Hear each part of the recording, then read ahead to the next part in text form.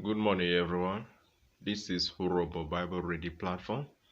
Today I'm reading Matthew chapter 7, verse 25 to 27 in Horobo language. I'll be reading Matthew, who you'll be running even, I will running Ujigbinyuri, written Ujigbiran. Verse 25. Okere, Usiworo, Re, Okere, Wofa.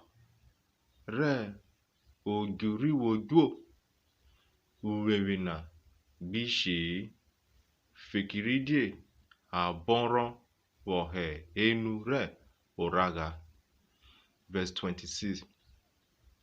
Kokwo ronyo etanana ruru anyị kohoho ekpa re okwu robon uwemi ronyi wohe enu re ubu.